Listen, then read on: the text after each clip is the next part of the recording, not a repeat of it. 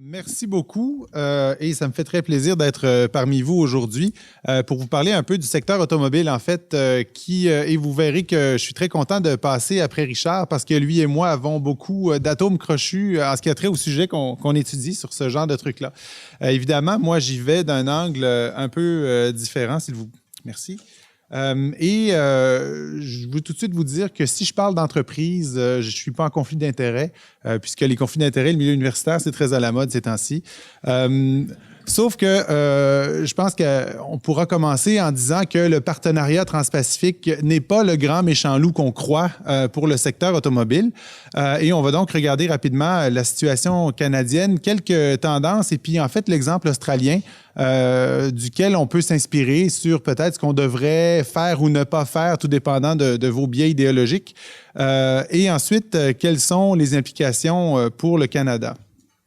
Et si on regarde l'industrie canadienne actuellement, vous voyez sur la petite photo ici qu'il y a énormément de véhicules que vous connaissez déjà. Peut-être êtes-vous surpris de savoir qu'on en produit autant et de ces marques-là.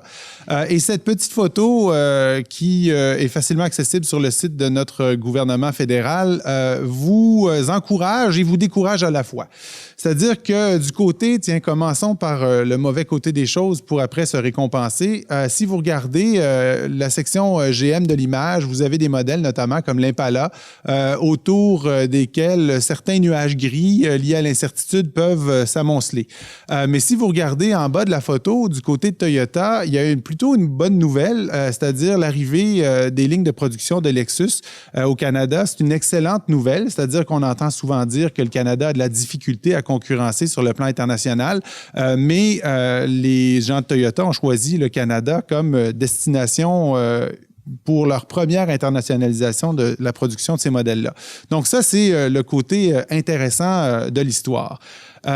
Et si vous regardez le secteur canadien comme tel, vous remarquez que les industries automobiles pures et la majorité des chaînes de fournisseurs sont effectivement en Ontario. Vous en avez à Cambridge, vous en avez à Windsor, vous en avez un peu partout. Puis vous remarquez peut-être moins que le Canada est aussi un très gros fournisseur de pièces, pas simplement dans les chaînes nord-américaines, parce qu'on est très intégré sur le plan nord-sud dans cette industrie-là, mais aussi dans les chaînes mondiale, c'est-à-dire que le deuxième plus grand fournisseur de pièces au monde est canadien. Il s'agit de Magna, qui est à Aurora, en Ontario, qui est très connu d'ailleurs de nos amis autrichiens et allemands et un peu partout à travers le monde maintenant. Mais vous avez d'autres joueurs comme Linamar qui sont plus petits, mais qui sont quand même essentiels pour beaucoup d'autres. Lorsque vous essayez un peu de vous faire une tête sur ce que l'industrie peut représenter, on en a 5 qui sont dans le top 100 nord-américain.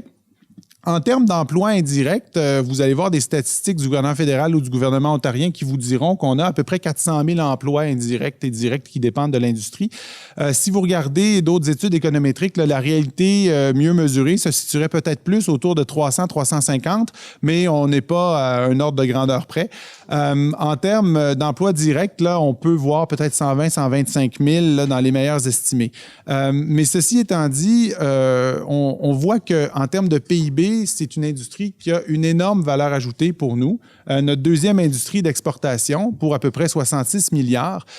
Et ce qui est intéressant et ce que beaucoup de gens qui suivent l'industrie regardent, c'est le pourcentage d'automobiles qu'on manufacture au Canada.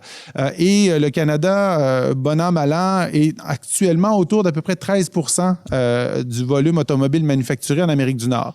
Ce qui est inquiétant, et c'est ce qui fait dire que le PTP n'est pas le grand méchant loup, c'est que ce pourcentage-là, diminue sur une base régulière. Il est appelé à diminuer dans le futur et pas à cause du partenariat transpacifique. En fait, la restructuration a commencé déjà sous l'ALENA, notamment la concurrence du Mexique qui, pour une foule de raisons, est en mesure maintenant de nous concurrencer sur les coûts de main-d'œuvre, les coûts d'énergie. Et si vous regardez ce qui s'est passé en Australie, un pays qui nous ressemble un peu, avec une industrie automobile pas tout à fait comparable parce que moins intégrée avec un autre joueur, mais une industrie automobile sur laquelle on pouvait compter. Dans ses meilleures années, elle produisait à peu près 400 000 véhicules par année et employait plusieurs dizaines de milliers de personnes. Et l'Australie a vu son empreinte automobile tranquillement diminuer. Et ça, malgré des tentatives bien vaines d'essayer d'abord de la protéger avec des tarifs. Ensuite, elle a voulu concurrencer sur le plan mondial en réduisant les tarifs. Mais ce qui s'est produit dans le cas de l'Australie, c'est une entrée massive d'importation. Et évidemment, le secteur n'étant plus concurrentiel, n'étant pas nécessairement près des grands centres et de ces grands marchés, a tranquillement périclité jusqu'à ce que le gouvernement choisisse finalement de ne plus la soutenir.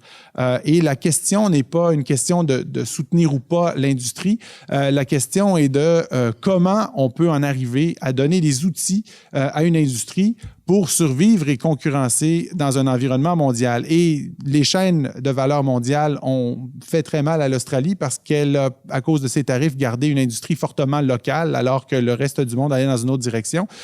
Et lorsque la vague est passée, bien, on n'était tout simplement pas prêt, dans le cas des Australiens, à concurrencer. Lorsqu'on regarde qu'est-ce que ça veut dire avec notre lorgnette partenariat transpacifique, eh bien, Richard en a parlé. C'est-à-dire que ce qu'on voit arriver, c'est une baisse du contenu régional des véhicules de 62,5 à 45 d'après ce qu'on en sait. Et on pourrait se trouver chanceux parce que ce qui a coulé pendant les négos, on parlait d'un seuil à 35. Donc là, on a un peu tenu notre bout, si on veut. Si vous regardez les pièces, qui est une catégorie un peu mal définie, mais un peu fourre-tout pour tout le reste de ce qu'on peut fabriquer en automobile. Là, on parle de passer de 60 % à une fourchette, tout dépendant du produit type duquel on parle, qui se situerait entre 35 et 45. Donc, beaucoup moins de protection. Et il y a beaucoup d'impacts liés à ça. Ce qu'on vous dit du côté notamment d'Unifor, c'est qu'on a peur des pertes d'emploi. On parle de à peu près 20 000 pertes d'emploi du côté d'Unifor dans le secteur à cause de ce type de restrictions-là.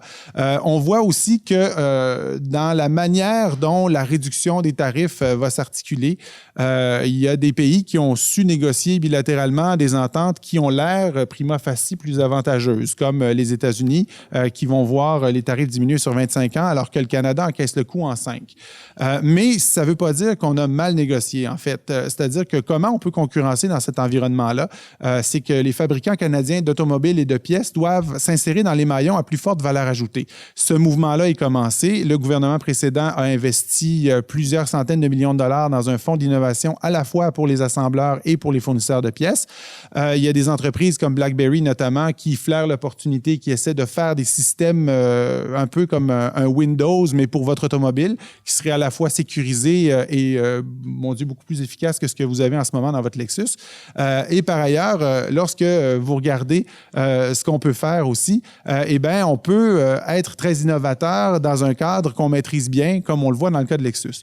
Donc, en gros, ce qu'on peut dire, c'est qu'il y a énormément d'espoir, énormément d'opportunités. Le partenariat pour l'industrie ouvre des marchés, mais c'est clair qu'il va y avoir des coûts de transition et ces coûts de transition-là, eh bien, ils peuvent être facilement gérés avec les nouvelles opportunités sur d'autres géographies, comme le Japon, par exemple, ou même une consolidation de notre relation avec nos amis américains. Mais ce n'est pas dans l'impossible, donc, de survivre et surtout de voir l'industrie croître. Il faut juste bien s'y prendre. Merci,